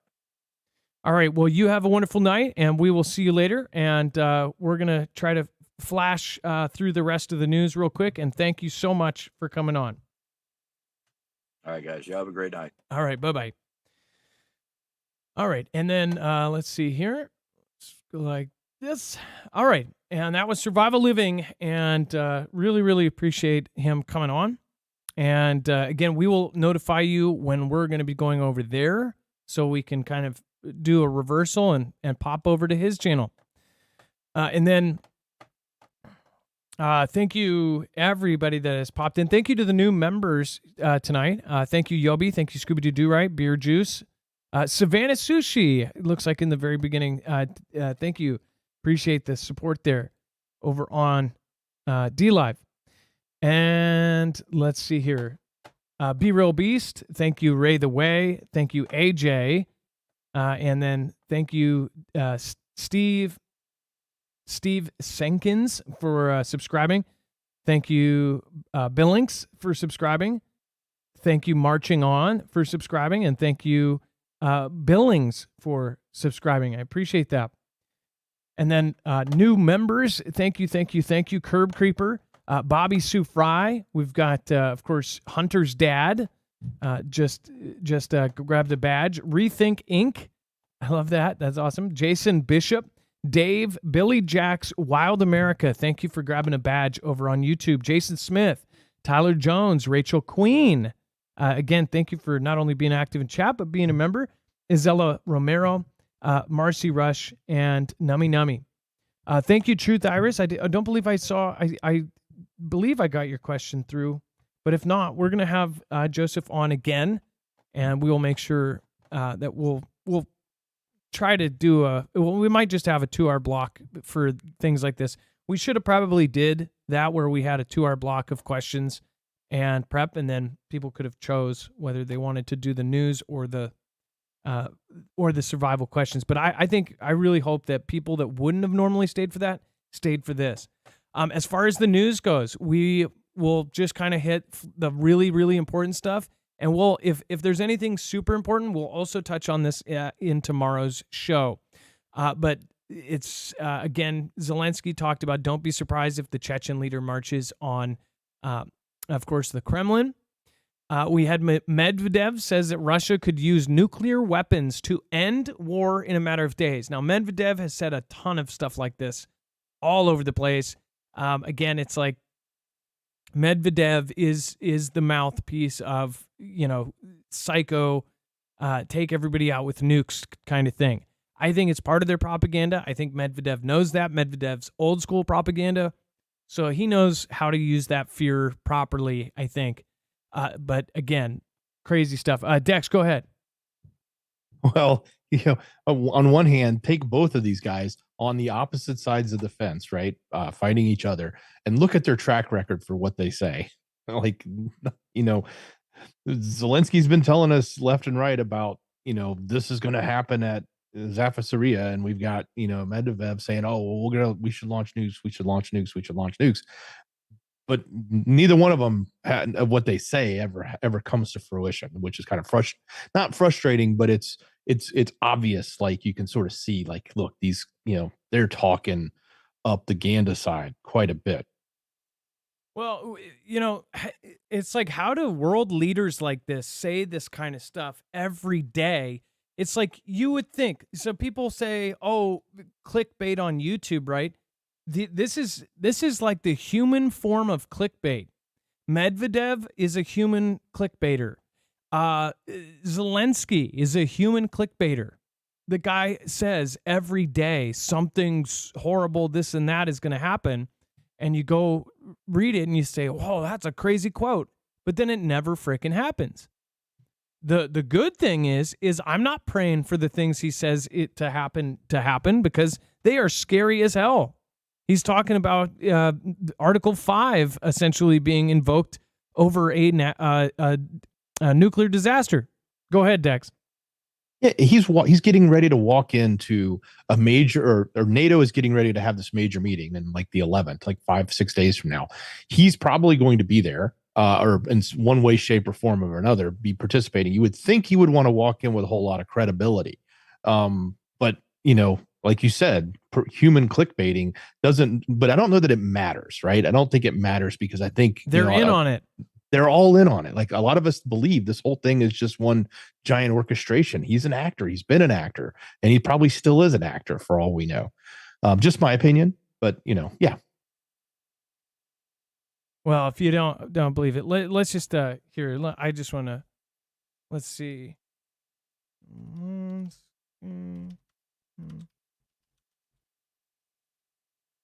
The craziest part, the legitimately craziest part about him, second one on the right, the craziest part is, before this, his biggest role was he played a normal guy who essentially rose to the presidency. That was his main show. He was a regular guy who somehow, kind of like almost like the show, The Designated Survivor, but I don't think it was the same plot line. It was like somehow this regular Joe became a president. And the really spicy thing is, wow, he ended up being a good president. So you have the folks that run the planet, and they go, man, we need somebody that speaks well, this, and that, and that can really have that feeling. I think that right now too, it's like politicians, it's all a popularity game. Who can actually play a politician better, right? Who is believable in that? That's why you don't see these odd politicians working out, all of these people that you root for that never get any kind of votes because they don't play the part. They don't grease the pockets. They don't play the game. They're not going to take money to let one company go up or one company go down. They're not going to take a bribe. Those people never succeed. So again, it's just crazy that he was literally an actor that played the president before the real thing happened. He was a normal guy, normal actor, and then he is now the president. How did he become it? There's actually a really crazy story behind all of it, right? Servant of the People was the show. Here's him playing the president on TV. I mean, like, this is just, we're living in a just a crazy world right now. But anyways, Dex, go ahead. Wait a minute. He's actually wearing a suit? Oh, no. Yeah. Well, that's... As a president. Yeah. I mean, that's come on. hilarious. He can't put on a suit for Congress or any other world leader. But when he plays one on TV, he can wear a suit. Green shirt. Only green shirt. Even if you like him, and even if you have recently changed your Facebook profile picture to him, which that's all you. Hey, go for it. You go, girl. You have to admit, he only wears one shirt. It's green. That's it. And if people don't think that that's on purpose, if you realize that politicians, say this scene right here, if this was a real president, right? If they are talking in front of, say, Texas, just say hypothetically, if a presidential candidate is talking in front of Texas, there's a whole team of people that are going, well, you would want to wear snakeskin shoes because it appeals to people. They think that it's more to the area. You would not want to wear a dark burgundy thing because you would want to wear a bright red because their local high school and their pastime is bright red. And you don't want to wear this yellow because it's offensive, blah, blah, blah. They literally, the clothes that they wear matter so much. You also don't want to go to, say, a town in the sticks and be completely just guidoed out and just be completely covered from head to toe and have Rolexes and whatever. You're going to go in jeans and a T-shirt and a cowboy hat and a regular Timex watch, and people, put a straw of grass in there and shake everybody's hands. That's what you do in the sticks, right? In the city, you wear the suit. In the sticks, you wear the jeans because you're trying to relate to the different people. They have a team that does that. So it makes you question, why does he always wear the green shirt? Why does he always wear this thing? Well, the idea, the image is that he is on the front lines. He's always right there. But come on. He's taking a private jet somewhere. He is going into Congress. He's literally meeting Congress, and he still wears the same thing like he is on the front lines. There's a certain, even just respect value. He's got tons of suits. We know he does. He is the president. It's not like he has to wear that. He's wearing that for image. And that's why when you really look under the main layer, it's like a lot of this is just, it's all fireworks, right? The fireworks are just beginning. All right. And then let's see here. Russia is now using parachute flares in attempts to down U.S. MQ-9. This is according to, again, numerous sources that are saying this. We don't know if it's true. Again, we can talk about this further if it becomes, we'll get more information on this again if it does end up being true. Twitter is threatening to sue Meta over Threads. So Threads is supposedly going to be a Twitter kind of competitor. What's so funny is this is a jab for jab without them going into the cage, because Elon essentially may have done this limiting thing, and some are saying that he directly did this because Zuckerberg was basically using Twitter to form this new thing that he was doing. And they were scraping, and they found out about it. Then they did this basically to totally screw over what's his face in the process of him building this new Threads and also using it for their AI things. So some believe this was literally a personal jab. Changing all of Twitter and limiting how much we read was him in a personal jab to Zuckerberg. I don't know if I believe that, but it does seem kind of, he actually responded to tweets on Zuckerberg saying it, and then other people saying that this is wrong, this is right, and Elon's been like personally tweeting to them. Why this matters is they just limited a bunch of stuff. They're saying that Twitter's, done, whatever else. I hope things turn around in the next couple of years where all the platforms are back to, well, that they go further than they ever were before with free speech and be able to say whatever we want, even if you're offended by it. Dex, go ahead. Well, this lawsuit actually has some teeth to it, at least Yeah. from the surface that we're seeing, because he's claiming that Zuck went and poached a bunch of former Twitter employees that had inside information, or proprietary is the keyword, information, and then he instructed them to then in turn use the knowledge that they had to build Threads as quickly as possible so that they could compete head to head with Twitter. That would, go against many different laws if that actually is true. Now, they just said that 30 million users signed up in its first day. That's quite a big number, but let's not forget that you're really not signing up. It's 30 million people who have Instagram accounts also check the box to say, yes, I want to open up this Threads app. So yes, a lot of people may have showed up there. At least that's what Zuck said.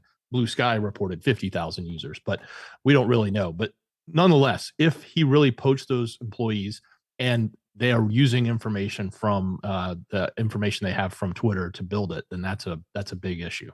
Well, you'd think the people that broke their confidentiality agreements would be the ones really screwed there too, right?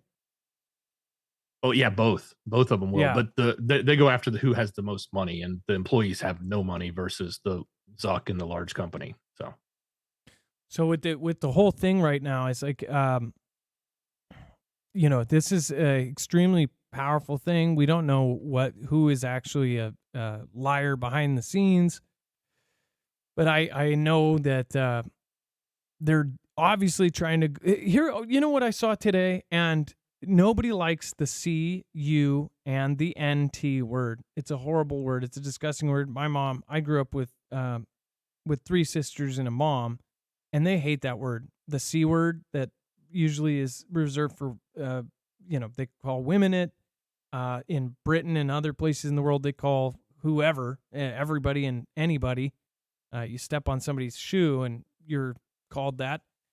But somebody basically tweeted directly, a big Twitter account tweeted Elon directly. Basically, he reported somebody who called him that word and then reported it. And then the Twitter safety team basically tweeted back and said, oh, sorry, we looked at it, we reviewed it, and it does not violate any of the rules. And then he tweets, he goes, I'm blown away. So you want everybody calling people this on Twitter? And I'm like, I don't know how many times I've been called that on Twitter, but I've been called all sorts of names on Twitter. It's speech. It's words. When I was a kid, it was sticks and stones can break your bones. Words can never hurt me. And I think we should utilize that old saying very well because, yes, it is an offensive word. It is offensive. There's a lot of words that are offensive. But guess what? You can't just ban a word. You can't just burn a book because it has nasty words in it. Or you can't burn a book that 100 years ago words would have been acceptable just because now they offend you, right? This is what they're doing. They're literally banning words. They're banning use of language. There was a movie, I think it was Fahrenheit 711 or 611 or something like that. 411, I don't know what it was. but it was this movie about in the future where they've burned all books, and books are basically like the crime, and the firemen go and they if they find somebody with books, they're actually lighting it on fire. The firemen are not putting out fires, they're starting fires, and they're burning any evidence of books. I feel like that is slowly happening right now. And I think that those kind of movies are just pointing out the real things that are going on right now. Somebody could say that Mr. Adolf or somebody like that, say they're totally a fan. They're out there in public. They're saying the most worst things that everyone agrees it's absolutely horrible. I personally believe they should be able to say it instead of saying that that's banned, because if you don't let them say it, then you don't let other people say things that are against the norm. And the norm has been on the wrong side of history so many times, it's not funny. Think about through, all of the Middle Ages when the good guys were doing the horrendous things, right? How many dictators essentially who, did horrible things to their people, that took away things, that did all of these same things. If you start doing that, then who is the judge on what is nasty, what is bad, what is hate, what is this, what is that? You have to have the other arguments, because if you start banning words, if you start banning insults, names, whatever else, you have to have freedom. Freedom of speech is either all or none. And you just cannot have anything in between. You cannot impede on that right. And once you start going down that road, then anybody can say, I'm offended by that, and then all of a sudden that's gone. Then you don't have freedom of thought. I mean, it's getting insane. And I can't believe we're even giving this an inch. Just don't do it. Dex, go ahead. Speaking of freedoms, do you have I don't know if we skipped over it, the article about France and the phones? Allowing Oh police. my gosh, we have got to cover this. France set to allow police to spy through phones. We didn't, and we kind of talked about this before. It was a question, right? Yeah, oh, no. Yeah, it was. They were going to monitor social media. Now they're going to be monitoring their phones. This is insane. I mean, we talk about high up government capabilities filtering all the way down to police, where it's, military equipment is now rolling down your neighborhood streets because the police have it. Well, this is the kind of stuff that the NSA and others have access to. They're talking about giving it to the local police. This is crazy. It is. It's just absolutely nuts. Well, let's either way, let's end up taking some calls. We're just gonna have it processed the way it's gonna process, or we can go and come back. I think we'll lose a lot of people if we do that. Let's just get on the phones and let's just do this, and we'll just take caller after caller. Let's see here. It didn't. This is kind of, we're running this out as it goes here, so. We're hanging out with the Foogle fam. We're getting it done. So, all right. Dex, if you guys want to call in, I'll hit a couple pieces here. 224400 Marf. Maybe we'll just do a couple calls, and then maybe we'll do another call in tomorrow as well. In fact, what is it? It is now. Yeah. So we'll do a call in tomorrow as well, and we'll make sure that if you were trying to get in today and you couldn't get in, maybe we won't do as many calls as we normally do, but we'll get you in tomorrow as well. Dex, why don't you get on the phones? I'll just talk about a couple more of these stories here. ST Lane, thank you for the support. I appreciate you. Thank you for subscribing. Craig Lawnsinger, I appreciate your support. Thank you for the $20 super chat. KREC 909, Steel Hauling. Music Lovers, Zen1AZ, the MRC. Thank you again, Danish Girl, for your support yesterday. And let me know what you think about all of this stuff that's going on here. Now, let's see here. Let's see. We have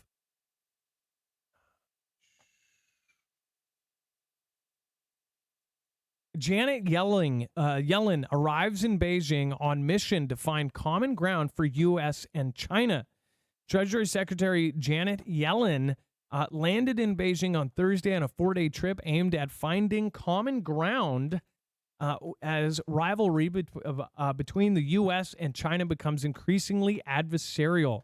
Janet's trips marks a deepening thaw in ties between the U.S. and China and comes weeks after the Secretary of State Antony Blinken's visit to Beijing in last month, which was the first high-level meeting between the two countries after months of tensions. The two sides are basically talking, trying to find the strategic space for both sides to operate, and this will be very good for the rest of the world. It says Yellen's trip comes days after China abruptly imposed export curbs on chip-making metals and its compounds, escalating Beijing's technological war with the U.S. and Europe. Before departing for China, Yellen had a, quote, frank and productive discussion with Zhe Feng, a Chinese U.S. ambassador, according to the U.S. Treasury. While in Beijing, Secretary Yellen will discuss the People's Republic of China officials the importance for our country as the world's two largest economies to responsibly manage our relationship, communicate directly about areas of concern, and work together to address global challenges. Absolutely, just, ironic that all of these things keep happening around other events. Every time there's a visit, there's some other kind of action that comes with it. Like when Xi visited Macron all of a sudden distanced himself with the U.S. After Blinken visits China, we have this huge event with this Wagner Group rebellion. Almost every trip, when what's-her-face, the previous Speaker of the House, or what's-her-face, Pelosi, I forgot about her quick. After she visits, you of course had this huge event where they surrounded the island, all of these things. It's like we are literally living in some huge play. Now, let's see here. So it actually does look like, so it looks like the phone is, okay, so it looks like the phones are actually having issues right now. So Dex, that's okay. If we can't fix that, then that's fine. I think we can work on it and then just do it tomorrow. I wish we could honestly do like a part 1, part 2. We need to figure out how we can do like a super long format. Maybe can we turn the DVR off? I think we can, right? It's been a long time since then nobody can join the show and see and rewind. They can't start from the beginning. They'd have to start right where we are when we're live. Well, if I wonder if when we do call-ins like that, if it will really matter if they want to see the beginning of the show, maybe they can. I don't know. And then the show won't be visible at all until it's completely processed. Are you sure? How would they know that we're on? Only if they that's what I'm saying. That's how the DVR works. It allows you to have we could talk about it off air, but yeah. I would think it's a disadvantage to not have the DVR. They need to. I wish people should complain and say that it should be like 4 or 5 hours. I mean, there's a lot of shows. There's a lot of podcasts that go longer than 2 hours. Either way, thank you guys so much. We'll end up doing a longer call-in show tomorrow, and it's going to be Friday, so it's going to be a fun show as well. And then next week, we do have plans to try to get another guest on, a really special guest, depending on their schedule. So if you would like to see a certain person on, then let us know. Mods, you did a really great job, and apologize that it didn't go exactly as planned, but I thought we had a really great time today. So thank you. Let's see here. Dex, let's go over the web only and then talk about some of the other crazy stuff going on down there. Yeah, there's quite a bit. Head over to marfooglenews.com, click on the thumbnail for the show, or open up that show notes link down below in the description. A reminder for everybody who was asking, that's also another way you can find Survival Living. He's down in that description. Lots happening. This is the, go to the webpage, you'll scroll down, get to this yellow bar. It says Overflow. the rest of the story. So there's an interesting interview with somebody that was an ex Wagner Group soldier, and he was talking about his opinion on what happened with the fallout. So if you're curious about that, of course, it's just one person's opinion, so take it with a grain of salt. Lots of things happening in the or an interesting article about rare earth elements that we talk about with that China has a lot of. There's an estimate coming out from Goldman's and others saying that we need to make a $25 billion investment if we were to even come close to matching them. We've got massive heat going on. I know most of you already feel it, but the Earth actually hit its highest recorded temperature, average temperature, I think it was, and stayed there this week. So that's kind of an interesting point in all time of history as they've recorded it, they say. A little bit of the political stuff going on, some stuff with T-Man, some stuff with the Sun in Australia. Of course, the updates on the Zuck rivalry with Twitter. Some additional content is in there. Even some things on the former head of Project Verity and the Toss is in there, James, as well as some stuff going on with what was happening with churches. I think it was in California, and some new dome they just opened up in Vegas that's got like this crazy lighted dome that's like the largest video screen ever, apparently. So if you're interested in that and so much more to even get it all to you, it's on our website. Just go to marfooglenews.com and click on the thumbnail for the show. Scroll down till you see that overflow section. That's where the rest of the story is. Crosses were set on fire, and that one they suspect was a hate crime. It's crazy because somebody could like call somebody like, "Oh, hey, you have a nice haircut." They're like, hate crime. But literal crosses are set on fire, and they're like, it might be. I don't know. I think it's funny that the ex-Project Veritas member threatens dirt on Mr. James, because it's just that whole thing. It's just, he's doing really well, by the way. And the original Veritas is not at all. They're still ratioed in every tweet. They can't even tweet. It's just absurd. It's thousands of like, oh yeah, if you were actually Veritas. Basically, once he left, people don't consider that even a thing. The only people that do most likely didn't even realize he left. And once they find out, then they go, I saw somebody comment, they go, "Oh my gosh, I watched this for 2 weeks." And I was like, "Where's James? Where's James?" And then they go, "Oh my gosh, I didn't realize they kicked him out. Never watching this again." And it was funny because it was after they responded, talked to them. Veritas Twitter responded to them, "Thanks for watching," and blah, blah, blah. And then they snap back and they go, "I just realized what you did." And they literally respond back again. And they're like, no, we're still the same thing. We don't have James. And then it got deleted. Like that whole thing. I'm surprised we don't have articles about that exchange. It was so funny. They're not the same. They're just not. They are trying to do the same things, but nobody trusts them anymore. Thank you, guys. We're going to be over on Jams. I will be singing songs of satisfaction for our supporters. I don't think there'll be satisfaction, but thank you, Red Devil. I appreciate your support. And Elmer Dane, thank you for subscribing. ST Lane. And then, of course, tonight's top supporter looks like Craig Lawnsinger. Thank you so much. Thank you, Savannah Sushi and Yobi and everybody over on D-Live. I appreciate that. Thank you, guys. And thank you, Danish Girl. Thank you, Bubba One. Thank you, Michael Johnson, Tomatier. You guys have a wonderful night. Be safe, be prepared, and Marf out. It's now time for the shoutro. It's not an outro. It's not a shout-out. It's a shoutro. Thank you, Dex. Much love. Great job, brother.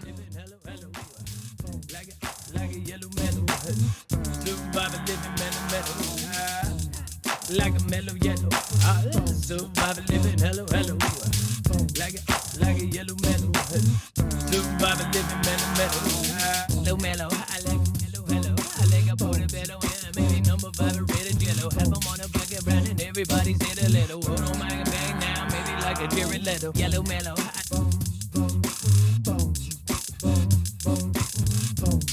Like a yellow mellow.